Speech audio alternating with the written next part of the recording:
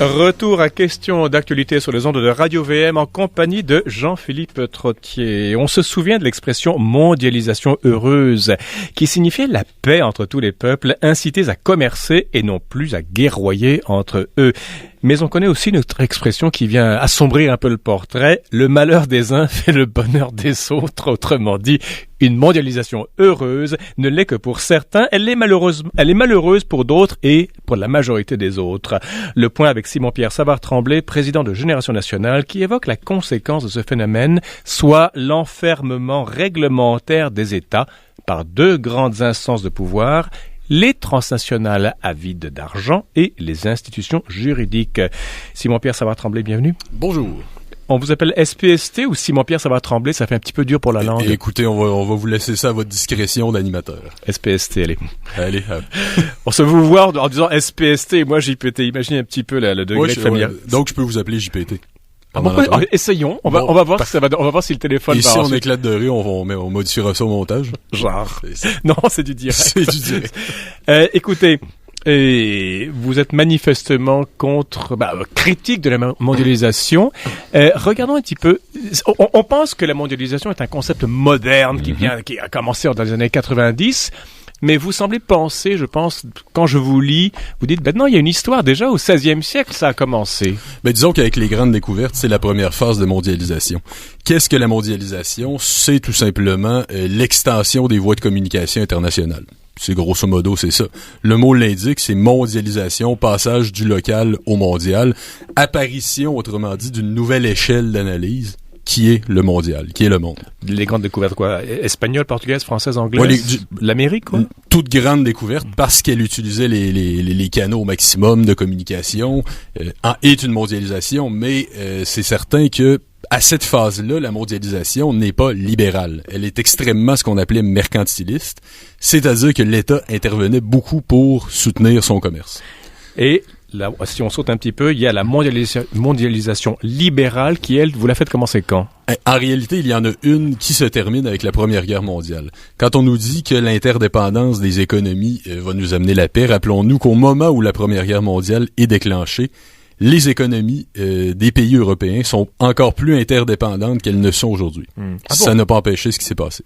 Donc, en un sens, le commerce ne favorise pas la paix entre les peuples. Non, puis je peux même vous dire que dans certains cas, quand ça devient agressif et que ça se mute en litige assez grave, ça peut déboucher sur un conflit grave. Mais donc, cette première mondialisation libérale-là se termine avec la Première Guerre mondiale. Ensuite, c'est davantage une phase d'isolationnisme, de reconstruction des pays qui sont détruits. Et deux blocs, l'Est et l'Ouest. Ça, c'est après la deuxième. Ah, c'est après la deuxième. Ça, on peut dire que ce sont aussi deux visions de mondialisation d'une certaine façon, parce que chaque bloc a son mode de développement très, très précis avec ses codes idéologiques et veut l'établir à l'ensemble du monde. Et troisième phase de la mondialisation, elle survient après la chute de l'Empire soviétique. Tout à fait. Là, c'est l'hégémonie de la mondialisation libérale. C'est la fin de l'histoire, comme on nous dit. On nous dit qu'il n'y aura plus de ces parenthèses-là que sont les États-nations. Maintenant, c'est l'ère où le monde va être unifié par cette espèce de commerce-là qui va libérer tout le monde, qui va libérer les possibilités de chacun, qui va libérer l'individu au maximum des frontières, qui va pouvoir faire de lui un consommateur sans frontières, un exportateur sans frontières, un citoyen du monde qui peut circuler et se rendre à Madrid comme s'il traversait la rue, passer de San Francisco à New York en passant par Genève. Mais on peut dire finalement que la mondialisation, cette vision de citoyenne du monde, de l'individu entièrement libre, entièrement émancipé, on peut dire que la seule qui la vit véritablement, cette vision-là, c'est la superclasse mondiale. C'est cette espèce de classe qui, elle, a les moyens de traverser un pays comme si elle traversait la rue. Elle a les moyens de cet univers de possibilités-là. Elle n'a pas à assumer les conséquences de cette mondialisation-là. Quelles sont lesquelles? Vous lisez les conséquences? Oui, quelles sont les conséquences? Parce que cette troisième vague de mondialisation, Simon-Pierre SPST, pardon. D'accord, JPT. S'accompagne de deux choses, je l'ai dit en introduction, l'enfermement réglementaire des États, donc par deux grandes instances de pouvoir. Alors, ça, attention. Quoi? L'enfermement réglementaire, c'est le libre-échange. Ça, c'est autre chose. Ah, ça n'a rien à voir. Ça n'a pas rien à voir du tout. Ça en est peut-être un des instruments principaux. Mais comme c'est un peu le sens de notre introduction, qui était d'expliquer que la mondialisation, ça ne veut simplement dire que l'apparition d'une nouvelle échelle qui est mondiale. Le libre-échange est inhérent, lui, à cette nouvelle mondialisation-là, cette phase libérale post-guerre froide. Et le libre-échange, on pourrait même parler de surenchère réglementaire, parce qu'on nous dit constamment, ça va alléger les règlements, mais c'est tout le contraire. Regardons ne serait-ce que matériellement les traités de libre-échange, le plus récent, partenariat transpacifique, qui va mettre sur pied la plus grosse zone de libre-échange mondiale, 40% des économies mondiales, 6000 pages de traités.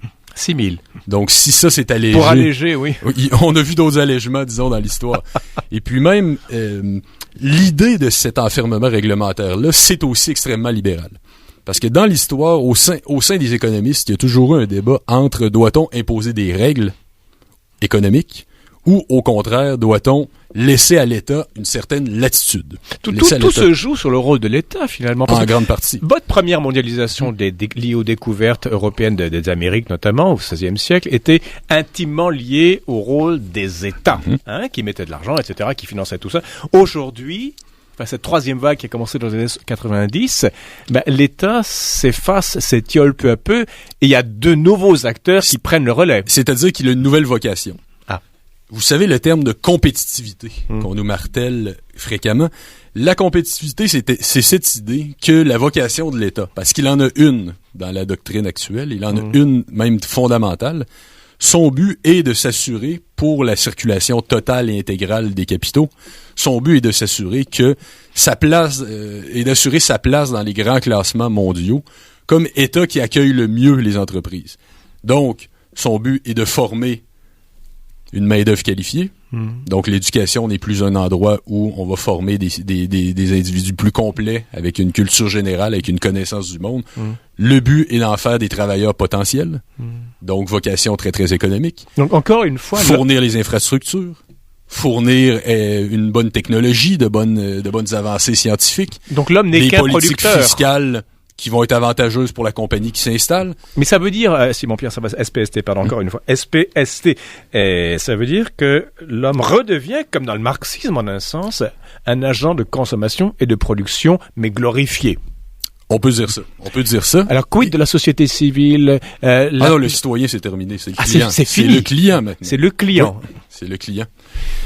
C'est déshumanisant à l'extrême. Mais regardez, ne serait-ce que les politiques d'administration publique, par exemple, qui ont été mises en place aux États-Unis, en Angleterre, et même au Québec depuis les années 2000, on voit le citoyen comme un client. On nous dit, il faut être performant pour le client. Un prestataire, quoi. Voilà, exact.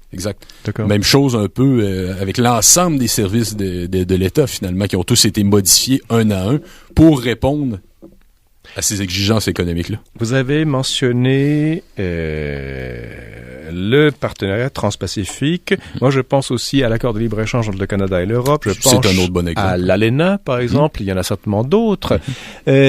Alors, ce sont d'énormes textes qui visent à alléger la circulation des biens et des capitaux et des êtres humains. Mais qui est responsable de veiller au bon déroulement des choses, à ce que la machine soit bien huilée? Alors, écoutez, il y a des tribunaux.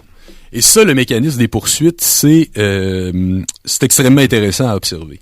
Vous avez parlé, vous avez mis un peu dans le même panier l'ALENA, le partenariat transpacifique et l'accord commercial avec l'Europe. Il y a une petite différence au niveau de la portée des accords. Dans le cas de l'ALENA, on s'attaquait surtout aux législations et aux droits de douane. Autrement dit, le libre-échange traditionnel, c'est l'abaissement des droits de douane. Les nouveaux accords, eux, transforment en profondeur la vie interne des États. Sauf qu'il y a une composante qui se maintient de génération en génération d'accords de libre-échange et dont l'ALENA est un petit peu le précurseur, et c'est cette fameuse protection des investisseurs.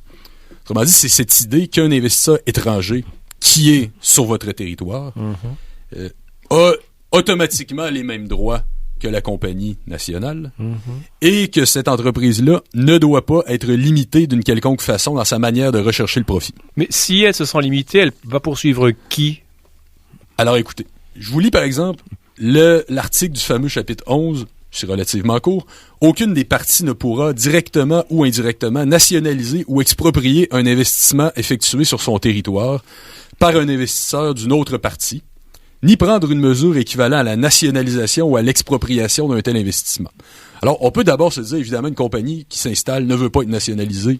On peut comprendre. Mais la partie équivalent à l'expropriation, c'est là où ça ouvre la voie à beaucoup de dérives. D'ailleurs, le Canada a été l'objet, depuis 2005, de 70% des poursuites dans le cadre de l'ALENA. C'est l'État que l'on va poursuivre, alors? Oui. L'État est poursuivi devant un tribunal. Donc, on a une logique de rendre les États encore plus exsangues qu'ils ne le sont. Oui, puis je peux même vous donner des exemples. Allez-y. Un exemple très, très simple, c'est celui d'Abitibi-Bowater. Alors, en 2010, Abitibi-Bowater poursuit l'État canadien parce qu'il faut préciser aussi les provinces ne sont pas signataires, donc la politique d'un État provincial va déboucher sur une poursuite à l'État fédéral. Donc si on veut embêter Ottawa, Québec n'a qu'à faire un paquet de choses contre les compagnies, exact.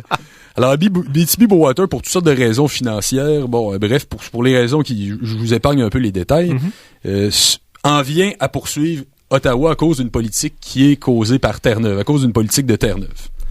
Alors, comment Abitibi-Bowater, ça le dit dans le nom, compagnie située au Canada, au Québec étant malheureusement pour plusieurs encore située au Canada, comment elle peut se présenter comme une compagnie étrangère qui serait lésée par Ottawa en s'incorporant au Delaware, tout simplement. C'est aussi simple que ça. Donc c'est des tours de passe-passe. C'est des tours de passe-passe. D'ailleurs, précisons que le Delaware est un paradis fiscal notoire. Oui, ça va. Est-ce qu'il est dans la ligne de mire comme le Panama et comme d'autres endroits ou ils sont tranquilles? Je ne sais pas. Pour l'instant. Peut-être pour l'instant. En introduction de l'émission, j'avais intitulé votre intervention à SPST comme la chose suivante, du gouvernement des hommes à l'administration des choses. Voilà. Quittons un peu le domaine économique, si vous voulez bien. Et ce qui est inquiétant, il y a des gens, il y a une overclass, il y a une classe mondialisée qui va s'en mettre plein les poches, qui sera bien contente, qui pourra voyager. Qui est les seuls à vivre le rêve qu'elle fait miroiter d'ailleurs de la mondialisation. Alors qu'il y a beaucoup de victimes et beaucoup de gens délaissés. Les seuls à vivre ce rêve-là du sans frontières et puis le limite c'était hier. Donc les pauvres, les aînés, les gens qui n'ont pas accès à cette classe internationale, sont les laissés pour compte. Mais ce que je veux savoir de vous, SPST, quand on dit du gouvernement des hommes à l'administration des choses, ça c'est une expression déjà bien consacrée. Quelqu'un en a déjà parlé il y a longtemps, non? Oui, tout à fait, c'est Saint-Simon, bien sûr. Qui est-il? Saint-Simon, vous savez, ce grand penseur du socialisme d'ailleurs, oui. Une forme de socialisme qui est assez surprenant quand on voit la mobilisation de tels idéaux. Mais quoi que vous avez fait le lien avec le marxisme tout à l'heure, c'est assez intéressant aussi. On pourrait réétayer sur la chose. Mais ce que je voulais dire surtout par là, on en a un peu parlé quand on parlait de cette volonté de passer du citoyen au client, c'est que nous en sommes à l'ère, on parle beaucoup du gouvernement des juges au Canada à cause de la Cour suprême, mais c'est une judiciarisation mondiale. Nous avons fait le choix d'être gouvernés par les règles plutôt que par nos États, alors que les États émanent normalement de la volonté populaire. Autrement dit, le peuple est composé d'idiots, si je suis lapidaire. Pas du tout. D'après ce que vous dites. On veut leur cacher au peuple. Oui, justement. parce qu'on prend le peuple Ce pour sont des accords de... qui se négocient dans le secret le plus complet. Ce sont de véritables cages aux morts. Parce qu'on prend les peuples pour des crétins.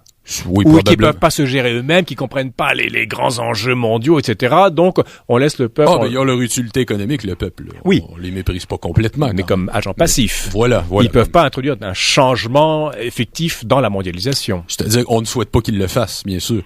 Et à part ceux, bien sûr, qui sauront se détacher de ce peuple-là et monter dans cette overclass-là. Ceux qui pourront bénéficier du système de promotion, qui seront triés sur le volet pour accéder au global eux aussi. On parle des peuples, mais parlons des petits peuples. Le Québec, vous êtes souverainiste, hein? Tout à fait.